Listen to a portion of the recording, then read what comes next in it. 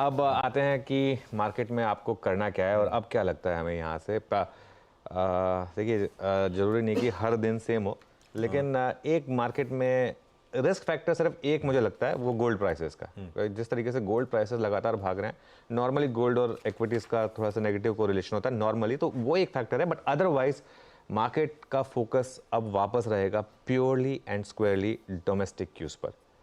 Domestic queues पर market का pure focus रहेगा। क्यों? क्योंकि वीक ग्लोबल मार्केट्स ने अब हमारी मार्केट को इम्पैक्ट करना बंद कर दिया है, मतलब कम कर दिया एटलीस्ट।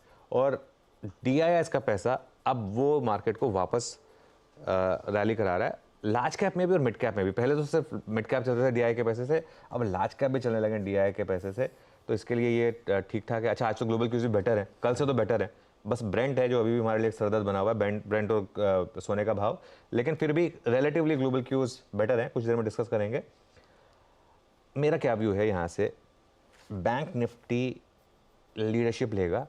और कल एक्सपायरी निकल चुकी है, कल भी बैंक निफ्टी देखिए डे हाई पर बंद हुआ है। निफ्टी डे हाई पर नहीं बंद हुआ, बैंक निफ्टी डे हाई पर बंद हुआ है। कल 2 दिन से बैंक निफ्टी डे हाई पर बंद हो रहा है और एक्सपायरी फिन निफ्टी की भी निकल चुकी है, निफ्टी बैंक की भी निकल चुकी है।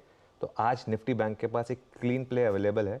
और एक चीज़, अगर निफ्टी 22,533 के ऊपर निकलना शुरू करता है, 22,530 हमारा ऑल टाइम हाई है, 22,533 ऑप्शंस के हिसाब से है, तो करीब 100 पॉइंट की रैली चाहिए।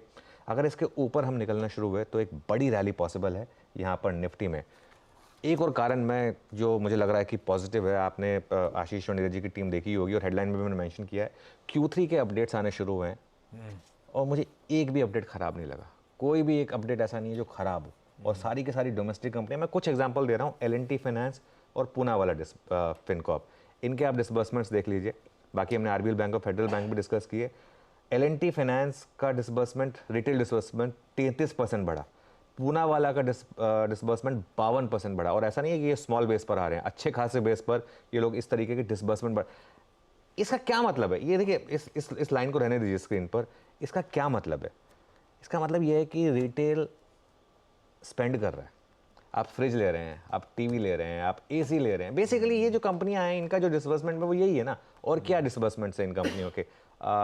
ये बेसिकली एक मोबाइल ले रहे हो आप, ये सब सिस्टम में ट्रांसलेट होता है। फिर उसके बाद जितने ज़्यादा एसीज बिकेंगे, उतने ज़्यादा वहाँ पर लेबर सेक्टर को जॉब्स मिलेंगी, उतनी उनकी सैलरी बढ़ेगी। ये सब चीज़ें ना इकोनॉमी में कोरिलेटेड होती हैं। इसके लिए हमेशा कंजम्पशन और फाइनेंस, ये 2 सेक्टर होते हैं जिनको हमेशा सबसे इंपॉर्टेंट माना जाता है, क्योंकि ये आपकी इकोनॉमी की पल्स बताते हैं और प्लस ये इकोनॉमी में किस तरीके की जॉब ग्रोथ हो रही है, ये सब बताते हैं। तो इसके लिए मैंने इन 2 कंपनियों पर फोकस करा। और एक और कंपनी मैंने ले ली फोकस करने के लिए, डीमार्ट।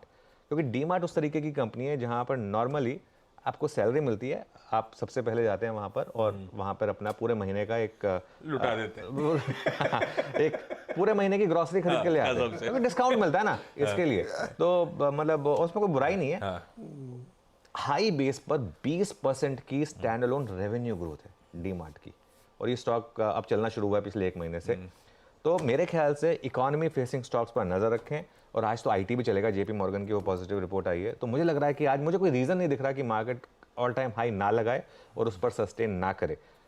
अगेन मैं फिर बार बार बोलता हूं, एक हम व्यू लेके चलते हैं। कल वो व्यू बिल्कुल ठीक रहा, आज भी व्यू है ये हमारा।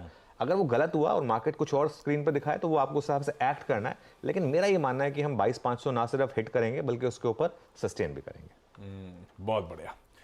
ये है मोटा